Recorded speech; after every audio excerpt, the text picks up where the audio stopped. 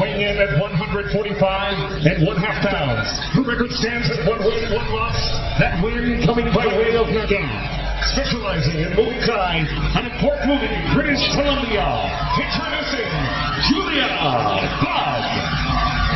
Hailing a hop, skip, and a jump from my hometown of Abbotsford, British Columbia. Believe me, looking forward to Mama Ronaldo's homemade gnocchi this weekend. I don't know if Julia Budd's ever seen gnocchi, Stephen. She has all of the physical tools. Now it's an opportunity for her to continue to put all of the, well, mixed martial arts tools together because she faces someone she's no stranger to.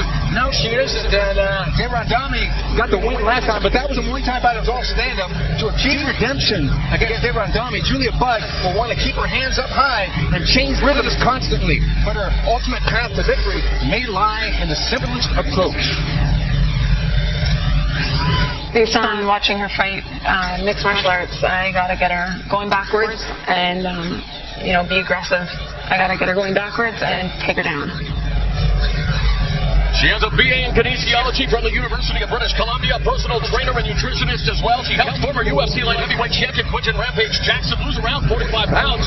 For his recent win over Matt Hamilton, you mentioned it, her lone Muay Thai setback came against her opponent tonight. And of course, Julia Budd, the only woman to defeat Gina Carano in Muay Thai.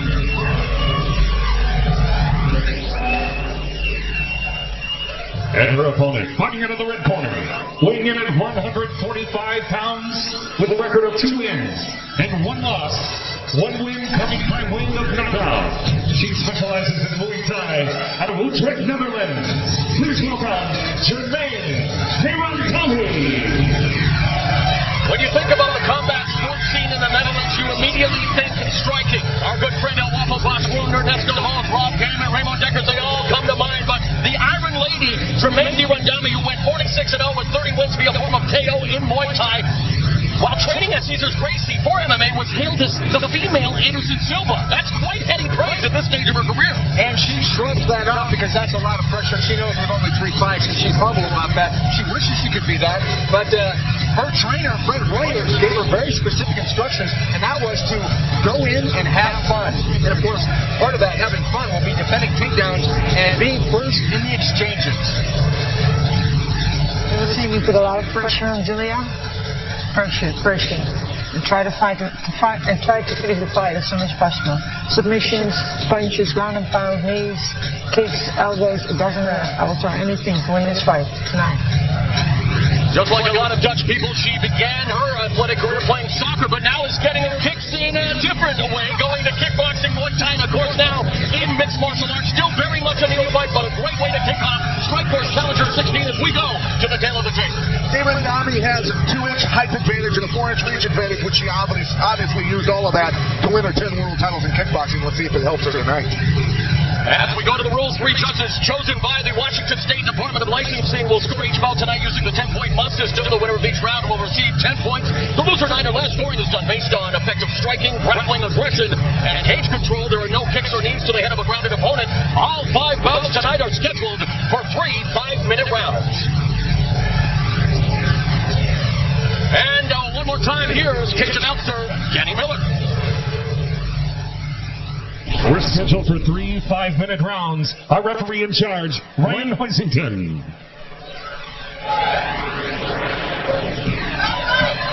Red, you ready? Blue corner, ready? We're set for 3 5-minute rounds. Winning 145-pound action. Immediately, Budd closes the distance onto Randamine, pinning her against the fence and patch. But coming off a devastating knockout loss, what does that do to someone's mental game, knowing that in this sport it can happen at any time? Well, it's a double whammy. It's going to motivate you. It's going to make you a little nervous about striking. And now that she's fighting a person who's knocked her out before in kickboxing also, it's kind of a double whammy probably for her, I would guess. And Pat, we suspected that this would be Budd's game plan to shoot for the takedown. Yeah, and Randamine's doing a good job of keeping her legs apart so far and stuffing the takedown, but Budd seems to be getting her hips in a little better now. Randamine coming off a dazzling knee KO victory over Stephanie Weber on the Strikeforce event held in January. Now on her back, going for the guillotine on Budd. Arm is trapped as well. Budd in the half guard, delivering some elbows to the thigh area of Randamine. That arm and guillotine is not even close to being stopped. Well, she does have her in guard one, and she needs to be thinking about getting position first before submission. That's kind of a rule that you follow from day one, so she needs to be thinking about that right now. A rule you follow in Brazilian Jiu-Jitsu's position before submission, but in Kenyan wrestling, it's a more aggressive attack, right, pal? Well, you can get submissions from anywhere, but why lose position going for a submission and getting pounded and losing the fight? So right now, you think she's just expending unnecessary energy with a very low percentage attack here, and now Bud pops her head out and finds herself in top position. Bud, very methodical in her approach, and she's been doing exactly what she needs to do to get into the win column against this Dutch terror. And Pat and Stephen, during the fighter meetings, of course, you guys talked about the fact that this is what you thought, Bud. With you coming off the knockout victory, didn't want to risk getting tagged early and wants to control and just try to wear down Randamine on the canvas, and so far so good. Yeah, you know what? You think about Bud being a kickboxer and going up against a girl who's knocked her out in kickboxing before. It forces her to make her game better in areas where she hasn't been. And that's how mixed martial artists become good. And now she transitions to full mount. Randamine trying to control her head. Bud wants to posture up, and again, Bud, a fitness model, just absolutely ripped physique. And now wants to maybe move her to the fence where she can start to ground and pound, delivering some shots to Randamine's body. Stephen, what does Randamine have to do to get out of this precarious position? Randamine has to get Bud over her hips so she can roll her over like that. The fence is in the way now. Every time Bud slides up close to the knees under the armpits, it's going to be very difficult for Randamine to get her off of her. And she's got a bunker too every time she moves up the punch like that. And Bud now with some ground and pound, but it's Randamine striking from the bottom. Taking a page out of Joachim Hansen's playbook. Even another fighter who actually derives a lot of power from his back striking. I wonder if Bud is going to remember that these are unified rules and that elbows are allowed on the ground. Well, she's going for the elbow. And now takes the risk and finds herself on her back. But an interesting move there by Bud as she transitioned to the armbar. But now Randamine finds herself in the open guard of Bud now with a wide standing base. That's the thing that I always fear, and I've always told fighters for years, do not go for a submission until about 30 seconds, 20 seconds left in the round. If you're going to lose position, going for it, because then the round's over. 80 seconds left in the opening round. They clinch, but again, Bull rushes Randamine to the fence. Randamine now looking to deliver some elbow strikes. Has to be careful, not only of the 12 to 6 illegal elbow strikes, but an elbow strike to the back of the head. This is smart for Bud to go for the takedown again. Because the last time she clinched up to Randamine standing, she got KO'd. It's no secret there's a dearth of competition in the women's 145-pound division as Bud secures the takedown into Randamine's guard. Chris Southward, Strikeforce champion, looking for challengers. Not saying that either of these two ladies are ready, but here's an opportunity for them to send a message that they may be close. I think possibly in the striking department, Randamine could hang with it for sure, and I'm sure you probably agree with that. On the ground, I don't think either one of them are ready for that. I'm totally in agreement, Pat. Less than 30 seconds remaining in the opening stanza. A lot of the action taking place on the ground, the majority of which is seen Julia Budd work from top position. She had mount, worked some ground and pound, went for the armbar. Randamine was able to reverse, went back up to their feet, and here they find themselves back where they started this round as we go to round two.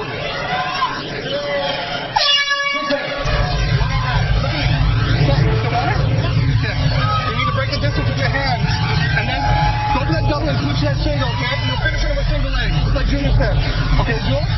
You gotta put her on her back. I don't want any part of the standing right now. You use your hands and stuff. In the first round, Bud doing exactly what we thought she was going to do. Here she had a single, hoisted Randamine up and put her on her back. Randamine not understanding she needs to get the guard to have that guillotine. I think she really just tried to hold on.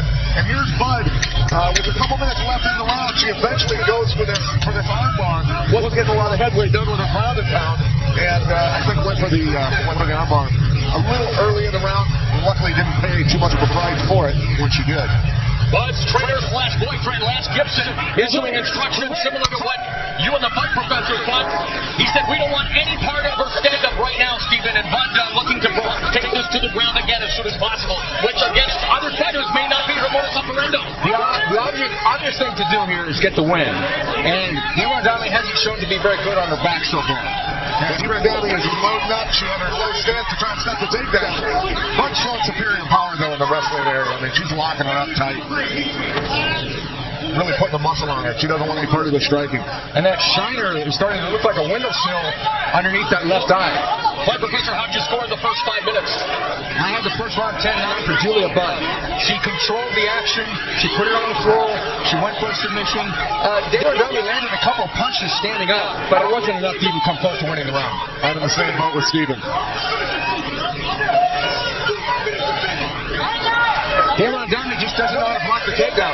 She's not getting her leg outside of Bud's leg. Bud is trapping the leg, blocking it with her leg, and just tipping her over like she's tripping over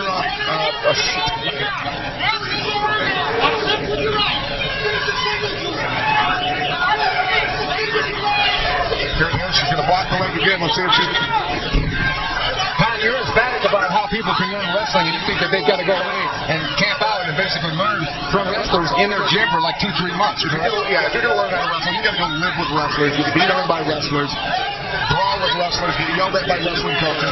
Live that life if you're going to truly absorb it. You don't bring in one wrestling coach and a couple wrestlers to work with you. You got to go into a wrestling room at a college and get your butt kicked. Well, there are different wrinkles to MMA wrestling than the wrestling that you have been used to. And by the way, congratulations on your induction to the National Wrestling Hall of Fame next month. An accolade well deserved. But what is the biggest difference or the adjustment to MMA wrestling from collegiate style wrestling? Well, in terms of, obviously the sounds are different from the strikes, but once you're locked up with somebody, besides looking out for a few strikes, a few moves here and there with your posture, it's all the same thing. It's scrambling, understanding how to pick a leg here, how to change up and go to something else, just like you would going for a choke or an arm bar in jiu-jitsu. It's the same thing. The transitions and the scrambles are what you learn. I think the problem the one adjustment wrestlers had to make is not to leave that head open for a guillotine, too. Midway through round 2, Bud inside control. Randamine looking to reverse, doing a good job of reversing position. Now has Bud along the fence. Randamine now with an opportunity to showcase some offense. She's been stifled throughout the fight by the native of British Columbia. Wearing the blue gloves, Randamine with a knee up the middle of the red, and there's the tie clinch, and there's Randamine going back to her bread and butter. More tie techniques along the fence. This is a deja vu that Julia Budd wants no part of. She doesn't want to be plunged. She doesn't want to be tie clinched. She wants to get Randamine down on the floor and stay on top. Right now, Bud, human Belko just wanting to stick to Randamine, looking to get her to the canvas. But again, expending energy here in the second round. Randamine maintaining her base, putting her weight on Bud. Yeah, doing a good job keeping her legs apart. Also on the double attempts, when Bud switches up to singles, she's actually, I think, starting to catch on a little bit on defending things. She's feeling where Bud's going finally. Let's not forget, Randamine has 3 professional bouts as the takedown by Bud again. Bud, this is her 3rd professional bout, so both of them still very early in their MMA careers. Randamine put a lot of effort into that guillotine that's not there. Reason being, Bud's neck is protected by Randamine's body, so she can't choke her with that. Final 60 seconds of the middle round. They're locked up in a stalemate here. But as Pat said, Randamine using a lot of energy just hanging onto that neck. And the onus from top position is on Bud to improve her position. She's in the offensive position here, even though she's in the middle of this guillotine attempt. At the same time, though, it's tough because Randamine, she's fairly inexperienced, obviously, on the ground. She's hanging on as hard as she can to that neck just to slow Bud down. Yeah. Bud pops out. He's trying to pass into the mount again. Again, I'm surprised Bud hasn't thrown any elbows at all. That's what I mean. Like, she's in top position. She is a noted striker. You want to send a message to the judges. Final 10 seconds of the second round. It's been Julia Budd controlling the majority of the fight on the ground.